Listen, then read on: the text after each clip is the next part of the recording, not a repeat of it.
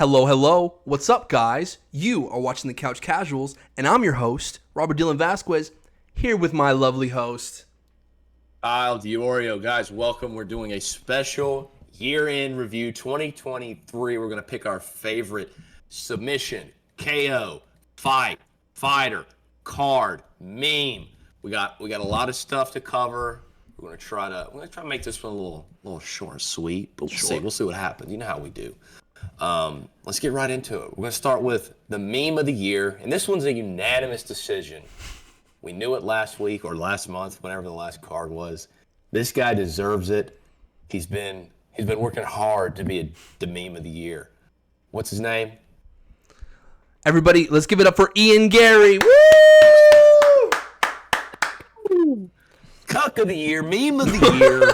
Our boy Ian McCucko. Hey, Gary.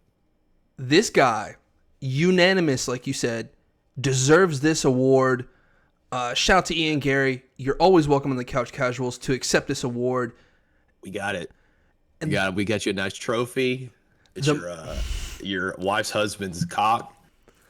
Now, what's amazing about this, I'm being real right now, he got all of this attention, won the meme of the year in the last court, in the buzzer beater of the year. 2 weeks, 2-week time span this happened. And he just blew all the other memes out of the water. He did. Like, him pulling out of the fight was just the cherry on top. Yeah. And he got his cherry popped by all of the MMA community. It was bad, man. You could tell it was like watching the first 3 Star Wars, like the prequels. Yeah. Where it was like, okay, he did the Jeff Neal mugshot shirt. He talked bad about Neil Magny. And then with this whole like how to be a wag and how to have your nutritionist who's your wife's ex-husband, and then you're living together. Now, his sexual business is his sexual business. But it's not anymore. It's everybody's. It's who you are. It's your attitude towards things. It's I'm gonna fight on. He got pneumonia, which I hope is real.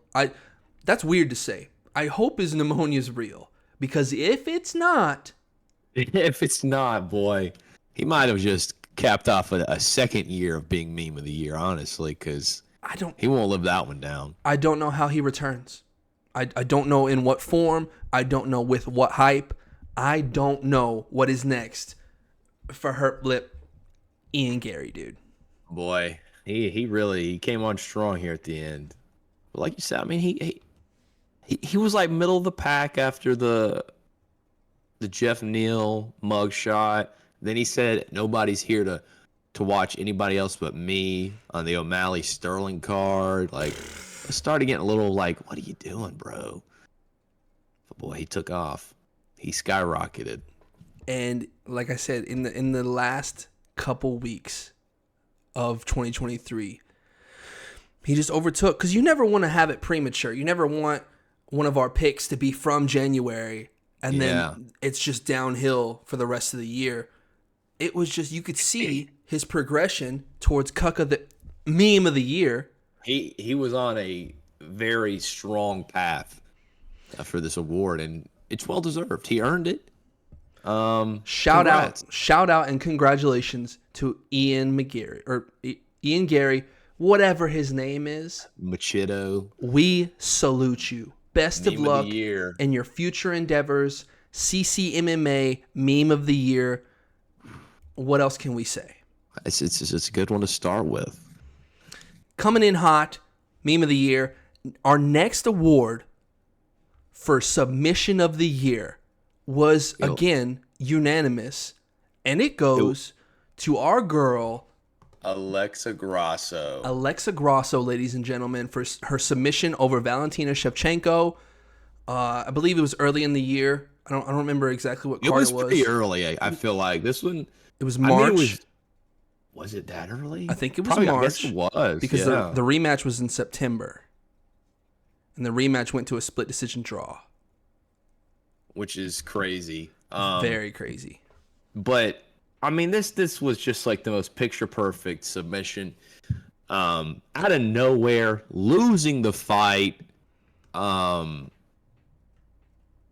Shevchenko makes one small mistake, like the most microscopic mistake that she could make, and Grasso said, "This is my time," and she took it and she squeezed the life out of Valentina. Shocking, upset, great submission. I don't know how you top this. There were some other good ones, obviously, but this was iconic for her. Let me walk you guys through this discoloration right here. You have on the right, you have when the choke is sunk in. And then on the left, you have when she finally releases, tap, tap, tap, and she lets go. You can see the white, like where it had just been squeezed around Valentina's chin. And you could see all the blood rushing to her head. She was about to explode. Her head was about to pop. It really was. She looks sunburned. That's a lobster sunburn. She almost turned her into young Jacek, but just from a squeeze. Like, that shit was brutal. And no one saw it coming. If you bet on this, if you bet $1 on this, you were making crazy money. So I give my condolences to Valentina because, you know, she comes back. And that's got to be in her head. Like, I can't make any mistakes. I have to be perfect. And when you put that kind of pressure on yourself, you're not going to fight how you should. You're not going to, you're thinking too much. You just got to go. It's crazy because, like, you're dominating the first fight. You are dominating the first fight. And then the smallest of errors cost you your title and your reign. And then you go on to have a split decision in Mexico. And now we don't know what's going to happen. Like, we don't know what's next for her. We don't know what's next for her. I heard that Zhang Wei Li is petitioning to fight Alexa Grasso. Ooh. So that could be a good one, champ versus champ. I think, now this is not me trying to pull any kind of cards. When Valentina got the split draw, I think it was Mexican Independence Day or something like that. That's what she said too. She was like, it's because it's Mexican Independence Day. You can't say stuff like that. No, you really can't. And so I don't think she's getting a rematch. She's just going to give it to Zhang Wei Li. You can't act in that bad of character. Like, salute to my boy Colby Chaos Covington. You can't blame the judges for not liking Trump, and that's why you lost? Bro. Oh. Talk about outside antics. Like, ooh, boy. No, that was close for me of the year. Anyways, shout out to Alexa Grasso. She, not only was it the submission of the year, for me, it was the shock of the year. It really was. You know, I ride for my Latinas and I ride for my Mexican comrades.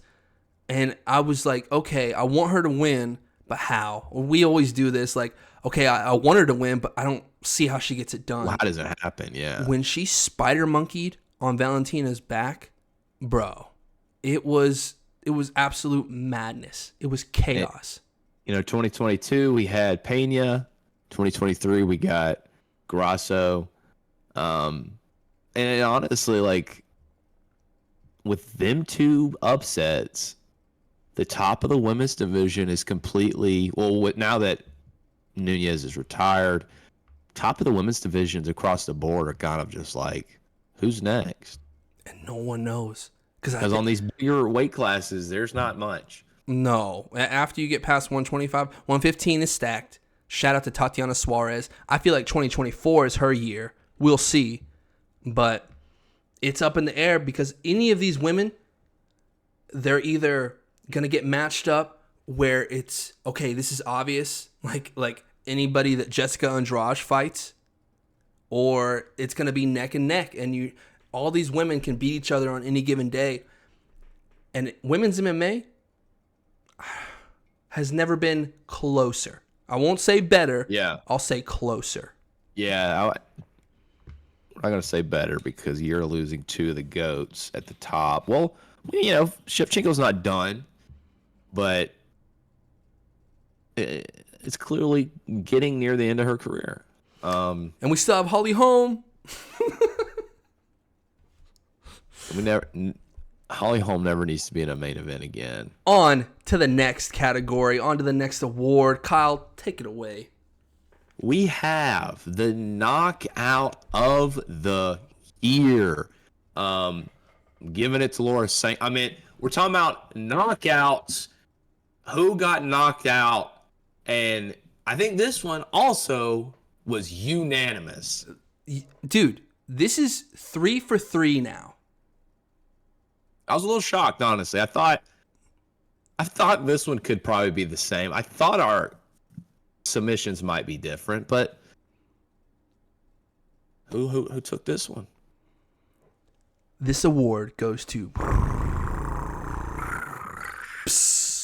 Sean O'Malley on his knockout over Aljamain Sterling. Woo!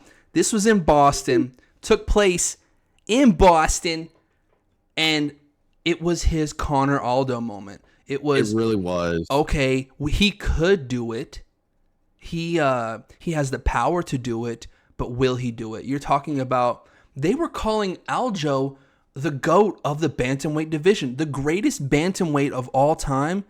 And that's crazy when you have people like Dominic Cruz, when you have how well TJ Dillashaw did, when you just have all these upper echelons of the 135. Aljo's the best, and then you look back at who did he beat? Demolished Corey Sandhagen, demolished Peter Yan the second time. I think that knee did something.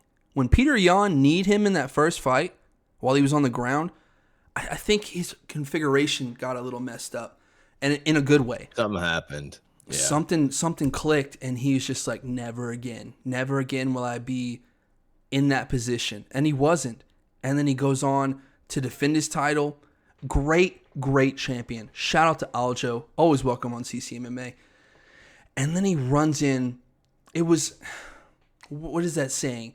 An immovable or unstoppable object meets a immovable whatever. Right. Sean O'Malley, his stardom was up, and up. It was exploding. And then he knocks out Aljo in the second round, and just not even like this. Perfect. Boom! Goes skyrockets straight up, dude. You are what you say you are. Then have no fear. You know, Lupe Fiasco playing. It was magical. I think the reason these got picked, they're iconic moments for both of these fighters. Mm-hmm. Grasso, Sugar. It was picture perfect. It was Conor Aldo, like you said, I almost said Aljo. What are the odds of them being like almost the same names too? Conor does the same thing. I mean, it was incredible, and you know, I'm still waiting to see Sean defend the title. I'm ready for the Cheeto fight. Mm-hmm. But yeah, that was the most iconic knockout of the year for me. Obviously, I think Izzy Pereira 2 is a front runner for a lot of people, and that makes sense too. That was pretty iconic. Mm-hmm. There's a lot of good knockouts this year. Josh Emmett just a couple weeks ago. I mean, if you want to go for just like straight brutality, Josh Emmett wins. But yeah, there was some good knockouts this year. Well, there was another one. It was who's that guy? Islam Makhachev versus Alexander. Man, that was brutal too. We've never seen Volk go down the way he did. Not like that. And you know, I'm gonna make some excuses. I mean, as short notice. Yeah.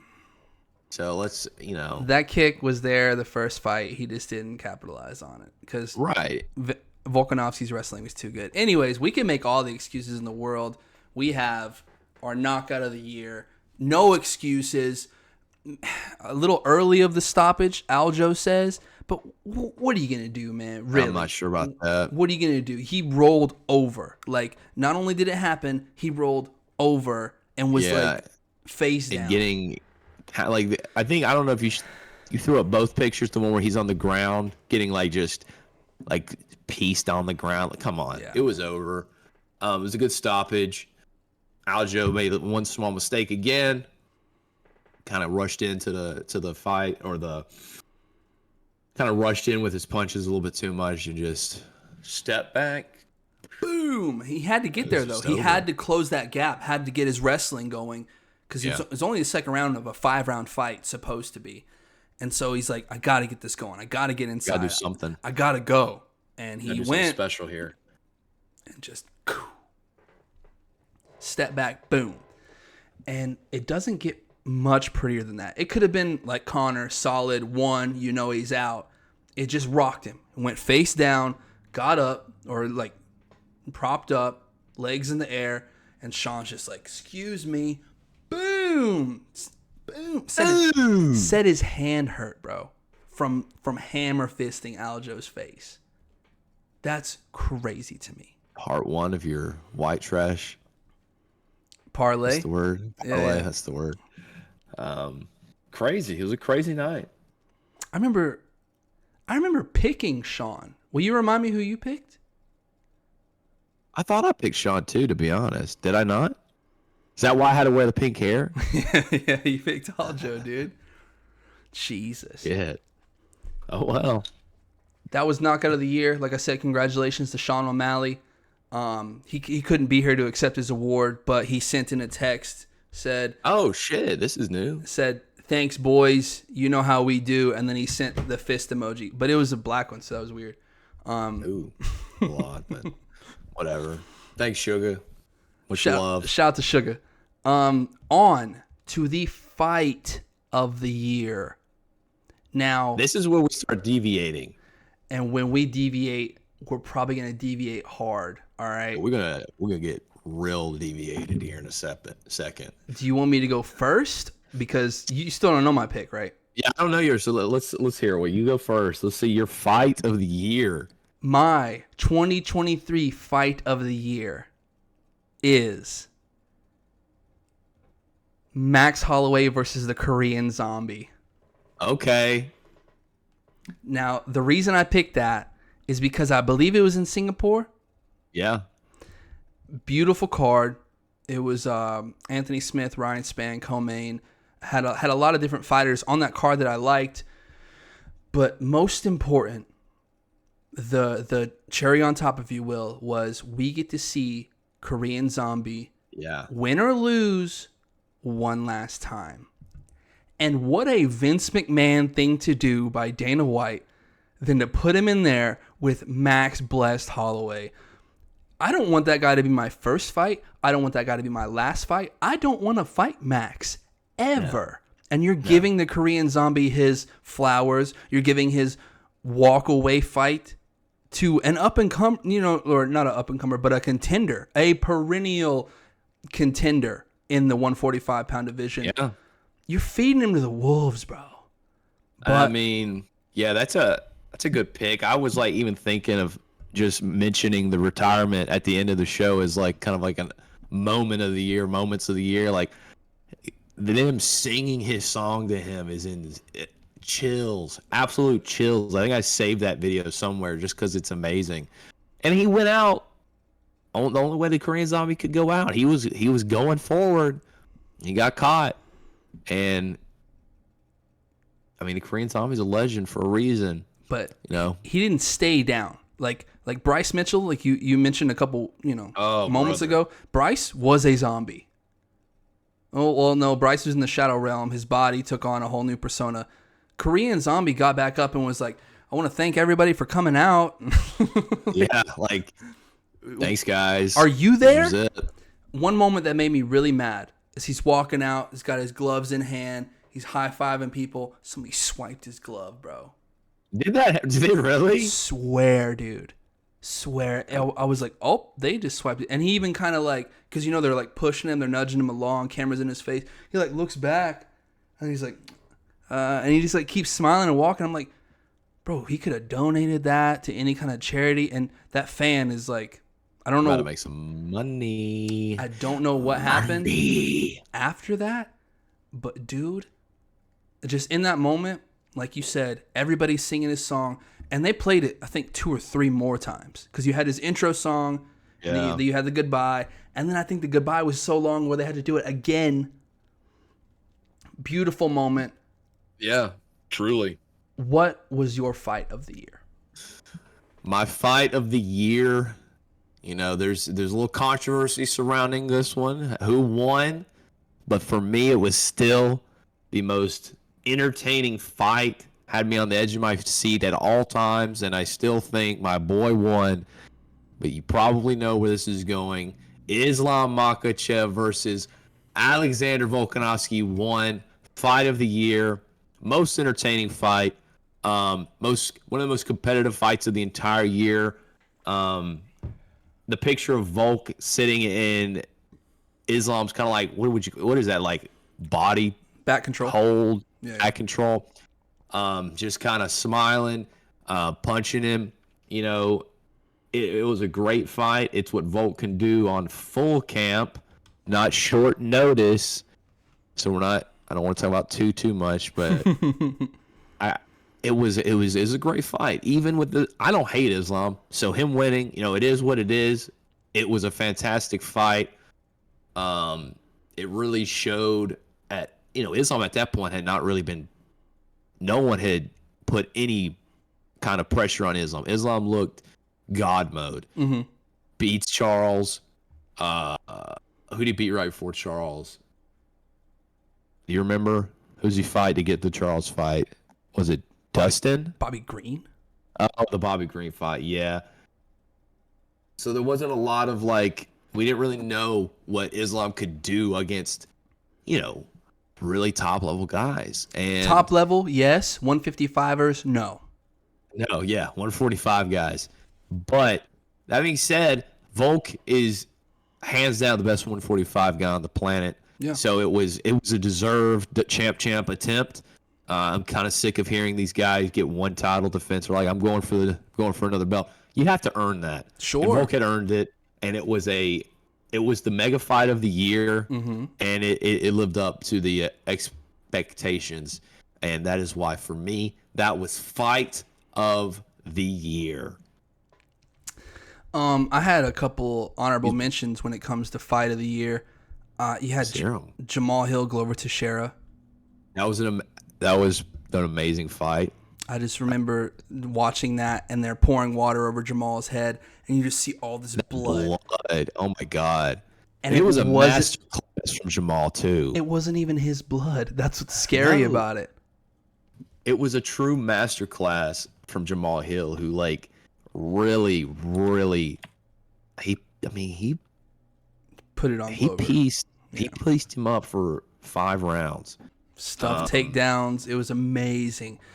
I was watching that card with you, Islam versus Volk. I was the first one. Yes. I was watching that fight with you, and we're sitting there, and the final bell rings. Alex is on top, pounding him into the ground, and we go, oh my God, we're looking at a double champ. I was so convinced. I was so convinced that Volk had won that fight. And then they read off the cards, and it wasn't even like a 49-48 one way, 49-48.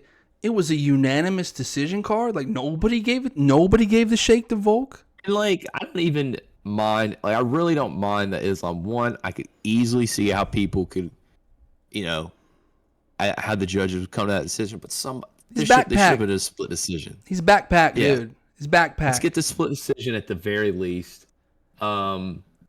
It really sucked, but Islam's the man, and he proved that in fight 2, sadly. Other honorable mentions: Moreno Pantoja this year for Pantoja's first title. It was a good fight. Sure. I love Brandon. Brandon does this thing where he's an amazing fighter.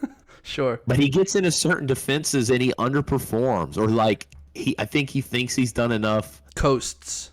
Yeah, he kind of coasts. Neil versus Rachmanov was probably my runner-up for submission of the year. The standing rear naked choke. What a bully move! Good on him. That was brutal. Good on him. But you could just see Neil's face. He's like, yeah, it was tight. But I think we're on to our second to final category, a big one here. Mm-hmm. UFC card of the year for 2023. Which card are you picking? Well, you can do fight nights, but we're talking about cards.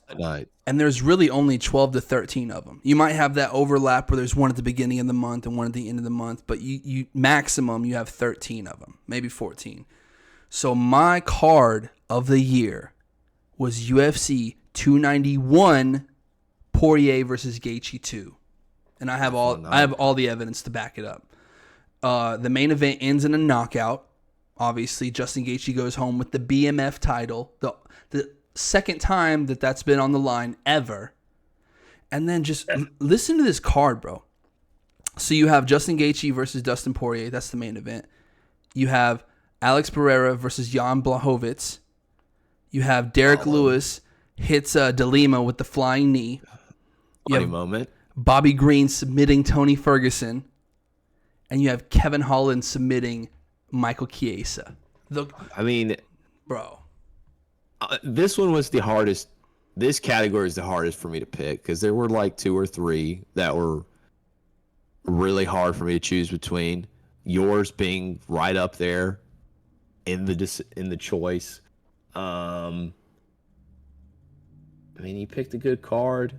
I think my card might beat it by just a touch, in my opinion, and that would be the one just before it, UFC 290, Alexander Volkanovski versus Yair Rodriguez and Moreno Pantoja 2. You had 2 really great championship fights. Volk showing why he's the 145 man. And then the aforementioned Pantoja versus Moreno 2, which was a great fight. But you also had some really other great fights. You had Jalen Turner and Dan Hooker in the 3-round war that they had, which could have been like a sleeper for a fight of the year. Sure. You had Dricus du Plessis knocking out Robert Whittaker in one of the craziest moments of the year. And then Izzy's, in-bomb blitz on DDP. And then you had Bo Nichols showing he's got hands. And he knocked out our boy Val Woodburn after we had him on the show. So it was a fun night. A lot of great cards this year, though. Like I said, this was easily the hardest one to really pick as far as just a solid winner. You also had, I forgot about this, but this was on the prelim. You had Robbie Lawler's knockout win over Nico Price in his retirement fight. Man, we're getting sad on this one, huh? I know. Shout out to Robbie Lawler. Shout out to the Korean Zombie. We see legends come, and we see legends go. And when you talk about Robbie Lawler having his go-away fight with Nico Price, it was on the other side of the coin than Korean Zombies. He went out opposite on a knockout win over Nico. Just a perfect combination of punches. Puts him down, puts him out, and Robbie Lawler rides off into the sunset. What's next? 38 seconds. He had nothing to lose. He's had 2 decades of a UFC career. Well, he went to Strikeforce for a while, but then they get bought out by the UFC. It's like MMA legend. There's nothing else you could say about Robbie Lawler. Absolute insane career. Animal. I think that brings us to would you say this is the most important award, the most prestigious award in MMA today, the CCMMA Fighter of the Year? Granted, there's 2 because we deviated, but we split. 2 great fighters right here. My pick for Fighter of the Year. Now, yeah, I gotta try to do it. Before I say this, I don't want to be a casual. I don't want to be basic. I have the evidence behind my pick, as do you have yours. But this guy was on my radar from the beginning of the year. He was 2/3 of my white trash parlay. He made it happen when no one else said he could. My pick is Sean Strickland. A lot of people's picking that. Because how do you not? A lot of people are picking John Jones. Yeah, okay. John Jones? I love John, but like, come on now. Who'd you pick, Kyle? I picked a guy that I think really. I think he started 2023 with a loss, unfortunately. But he really elevated his name to a next level as far as MMA, fighting. This guy is a fight legend, regardless of how long he's been in the UFC, and he cemented it by winning his second division title. This man is Alex Poatan Pereira, fighter of the year. God, dude's an animal. He's doing. I mean, everyone's like, "Oh man, wrestling sucks." He's coming from kickbox. He has no wrestling background. Beats you on. Knocks out Yuri. Like when you say knocks out Yuri, I don't ever forget that fight happened. But you would think, okay, war, stand-up war, slugging it out. They're both bleeding. Like it's going. Like I remember how excited we were for that fight, right? Yeah. Because you have Yuri's like karate, like samurai mentality. He's not going out like just hugging and trying to shoot in. And what does he try to do? He tries to shoot in on Alex. And Alex, I've never seen less torque and more power. Alex literally bends. Oh, boom! And Yuri's just like, where am I? He just flops to the ground.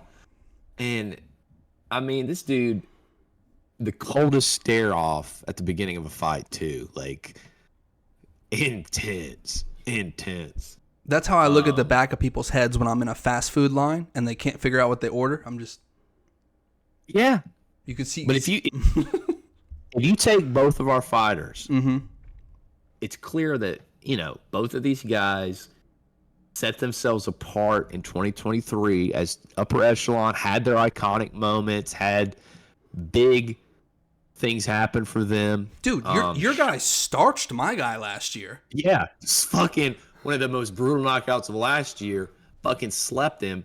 But then he goes up to light heavyweight, and he could probably I think Glover said he could fight at heavyweight if he wanted to. That might, rumor aside, that might be in the works. Could you imagine? Would he be the first to have a title? He'd be the first to have a title in 3 divisions, wouldn't he? I can't remember. I believe because Triple C was going to go for Volkanovski if he had done better against Aljo, and with the what ifs and the hypotheticals are, And the Triple C in his name is one of them is a gold medal. It's a gold medal in wrestling, yes, which is incredibly insane in its own right. But this would be the first UFC Triple C. I think so. I don't think anyone has done that. I think he walks around at 240, dude. Even when he was fighting middleweight, he walks around 220, 230. But I could easily see him fighting Izzy at 300 for the light heavyweight strap. That's a big payday for both of those men. That's crazy. I'd say it's a big payday, not a huge payday, because they have to split it with all the other champions that are going to be on the card. And that's going to be a massive card. So stacked. I think Leon's going to be on that card. I'll raise you a better one. And I only say better because it has the implications on the Triple C thing.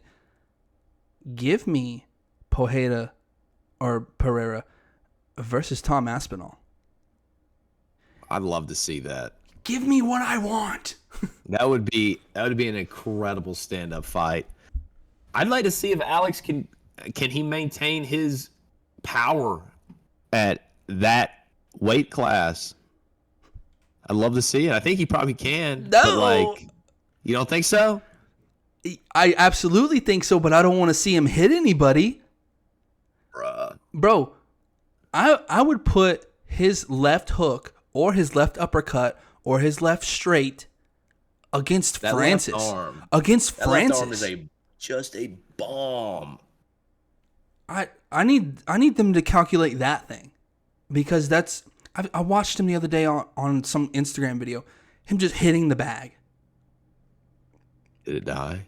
Did the bag die? I haven't heard from it since. Yeah. But if Sean had that Philly shell back in 2022, could have been a different. I mean, he may not have won that fight, but like, he probably wouldn't be out cold. Maybe Izzy not. could do anything to that Philly shell. What 2024 has to offer? We might see Sean defend his title. Sugar Sean beat Cheeto. What are we going to see in the welterweight division? Does Leon, does he defend it against Islam? Is that what's next? Does Islam fight Gaethje? Does Nick Diaz return? What questions do you have going into 2024? I mean, I'm just excited. I'm ready to watch some fights. Does Conor come back? Do we get Chandler Conor? Do I get to see another Michael Chandler fight? Does Izzy fight in 2024? You know, he said he wants to take a long time off, so we could not see Izzy for a year. Who's going to be the next breakout star? Who's going to be that guy that breaks into that upper echelon of fighters that wasn't there previously? Do we get Jones Stipe? How many titles change hands? How many titles are going to change hands? So we got a lot of fighters in championship spots right now that were not expected to be there and have, you know, hard fights ahead. DDP Sean, that's January. That's going to be crazy. So 2024 should be a good year for the UFC, for MMA fans. 300 is around the corner. We will be one of the biggest cards in UFC history. I mean, they have to make it. At least try to make it, because you never know who's going to fall out. And that's why I'm trying not to get my excitement up too much, because you were supposed to have John Jones versus DC for UFC 200, and that was a good DC. That was, I don't want to say prime DC, but that was DC as ready as he'll ever be. And then he ended up fighting Anderson Silva. Brock Lesnar versus Mark Hunt. You have PED allegations. You have, Holly Holm versus Miesha Tate. Or no. Miesha Tate versus Amanda Nunes. It was okay. And Conor and Nate was supposed to be on that card too, but Conor was trying to pull a Ronda and didn't want to do media obligation, and you can't do that. Conor, this is what's making me mad about the whole Conor thing, is he's too big for the UFC. Now, when I say that, I mean there's a reason he didn't fight in 2020. There's a reason that they're keeping him on the shelf, because he's not going to share the pay-per-view revenue. They're not going to put another champion as the co-main, even if it is a heavier weight, welter on up.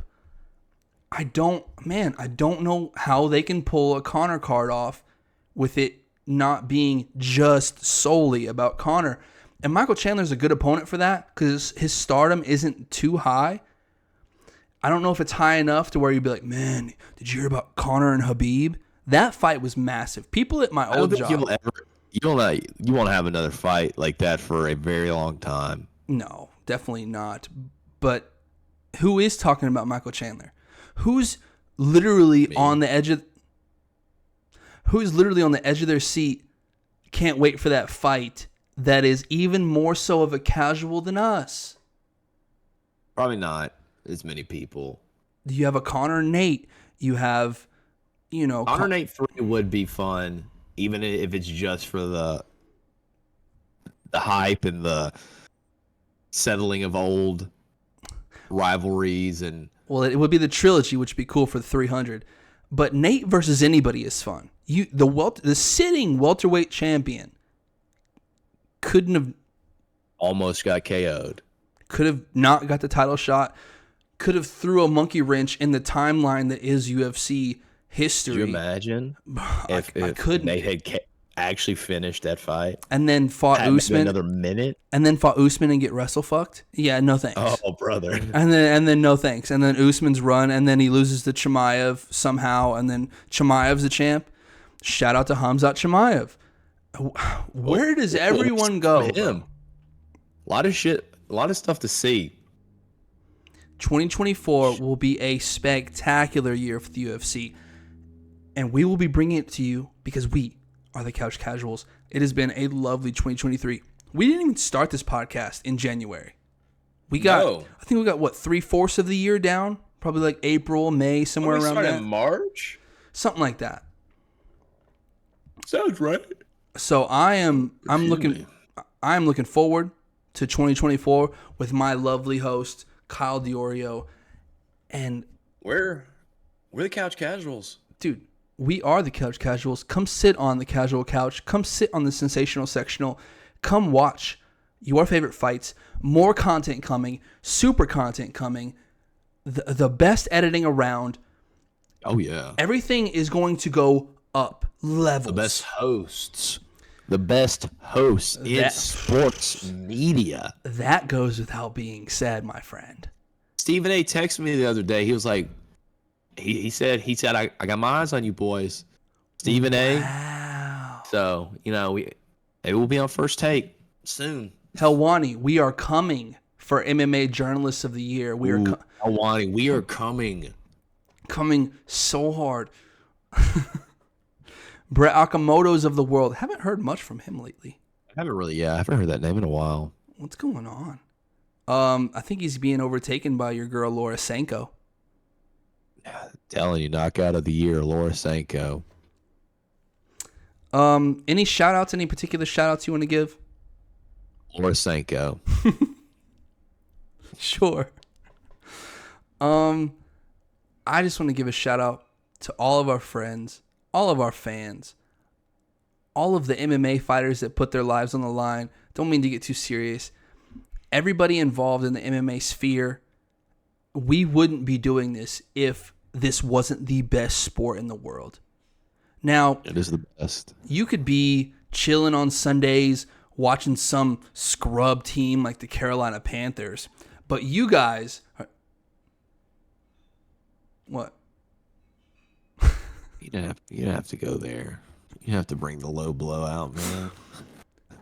But you guys every month are going to get us two with a couple special shows here and there talking about the best sport in the world. We love you. You love us. That's why you're watching. Shout out to you. I am your host of the Couch Casuals podcast, the show of all shows. Robert Dylan Vasquez. I'm here with my angelic, beautiful, handsome guy of all guys. This is the show of the year. And I'm Kyle Diorio. We are the Couch Casuals, signing out of 2023.